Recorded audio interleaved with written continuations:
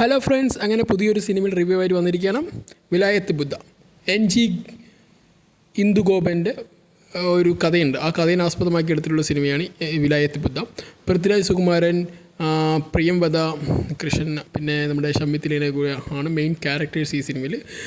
നമ്മുടെ ജയൻ നമ്പ്യാരാണ് ഈ cinema direct ചെയ്തിരിക്കുന്നത്. ഈ സിനിമയുടെ അസാധ്യ പെർഫോമൻസ് എന്ന് പറയുന്നത് എനിക്ക് മനസ്സിലായത്, അല്ലെങ്കിൽ എനിക്ക് ഏറെ ഇഷ്ടപ്പെട്ടത് നമ്മുടെ ഷമ്മി തിലകൻ്റെ പെർഫോമൻസാണ്. കാരണം അദ്ദേഹത്തിന് ഇതുവരെ ചെയ്തതിൽ ഏറ്റവും one of the best acting എന്ന് പറയുന്നത് എനിക്ക് ചിലപ്പോൾ തോന്നി അതായിരിക്കാം. പിന്നെ ഇതിൻ്റെ ഒരു ഫ്രെയിമെല്ലാം നമുക്ക് കാണുമ്പോൾ നമുക്ക് പല മൂവീസിനും നമുക്ക് കാണാൻ പറ്റുന്നതാണ്. ഇപ്പോൾ നമ്മുടെ പുഷ്പയൊക്കെ ആയിട്ട് കമ്പയർ ചെയ്യാനൊക്കെ തോന്നും. പക്ഷേ പുഷ്പയായിട്ട് ഇന്ന് അടുത്ത് ചെല്ലാൻ പോലും പറ്റില്ല. പുഷ്പയുടെ ഒരു ഭാഗത്ത് പോലും നമുക്ക് എത്തിക്കാനുള്ള ഒരു സ്കോപ്പ് ഇതിനില്ല.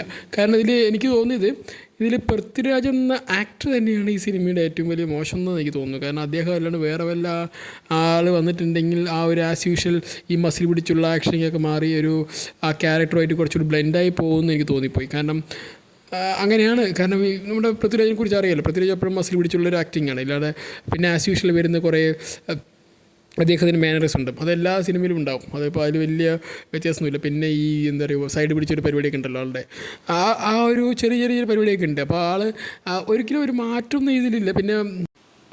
പിന്നെ ഇദ്ദേഹത്തിൻ്റെ ഒരു വിഗൊക്കെ ആണെങ്കിലും അതൊന്നും മാച്ചല്ല. പിന്നെ ഇദ്ദേഹത്തിന് ഈ ഒരു വേഷമായിട്ട് ഒരിക്കലും മാച്ച് ചെയ്യാൻ പറ്റുന്നില്ല. കാരണം ആ കഥയിൽ പറയുന്ന നമ്മുടെ നായകൻ്റെ പരിവേഷം, നായകൻ്റെ മാനറിസം, നായകൻ്റെ ആ ഒരു ഇതൊക്കെ ഉണ്ടല്ലോ, അദ്ദേഹത്തിൻ്റെ കളറും മറ്റുമാരിയൊക്കെ അങ്ങനെ കുറച്ച് വരുന്ന ആ ഒരു കഥാപാത്രത്തിന് നമുക്ക് പറയുന്ന രീതിയിലുള്ള ഒരു മാച്ചിങ് ഇതിലെനിക്ക് കണ്ടു തോന്നിയില്ല. കാരണം പൃഥ്വിരാജിന് പറ്റിയൊരു ക്യാരക്ടറാണ് ഈ വിലായ ബുദ്ധയിൽ ഇദ്ദേഹം ചെയ്തതെന്ന് എനിക്ക് തോന്നുന്നില്ല. കാരണം അദ്ദേഹത്തിനെ ആ ക്യാരക്ടറുമായിട്ട് ആക്കിയെടുക്കാനായിട്ട് കുറേ കരിവാരി തേച്ച പോലെ തോന്നി.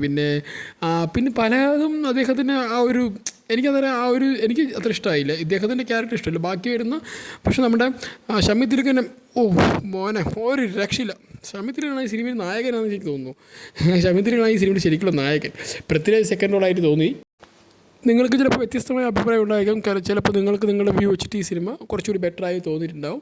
ഇത് എൻ്റെ വ്യക്തിപരമായ അഭിപ്രായമാണ്. കാരണം എനിക്ക് സിനിമ ഞാൻ കാശ് കൊടുത്ത് കണ്ടതുകൊണ്ട് മാത്രം ഞാൻ പറയുന്നതാണ്. കാരണം നമ്മൾ വെറുതെ OTT കണ്ടിട്ട് റിവ്യൂ അടിക്കുന്നതല്ല, കാശ് കൊടുത്തിട്ട് തന്നെ കണ്ടത്. അപ്പോൾ അതുകൊണ്ട് നമുക്ക് പറയാം, ഇപ്പോൾ ഇഷ്ടപ്പെട്ടെങ്കിൽ ഇഷ്ടപ്പെട്ട് പറയാം, ഇഷ്ടപ്പെട്ടില്ലെങ്കിൽ ഇഷ്ടപ്പെട്ട് പറയാം. അങ്ങനെ നോക്കിയിട്ട് ഇതിൽ നല്ല മ്യൂസിക്കൊക്കെ ഉണ്ട്. പിന്നെ അത്യാവശ്യം നല്ല ആ ഒരു മറയൂരോ ആ ഭാഗങ്ങളൊക്കെ നല്ല അടിപൊളിയായിട്ട് നല്ല സിനിമാറ്റോഗ്രാഫിയൊക്കെ സൂപ്പറാണ്. ബാക്കി ഡയറക്ഷനും ഓക്കെയാണ്, കുഴപ്പമില്ല.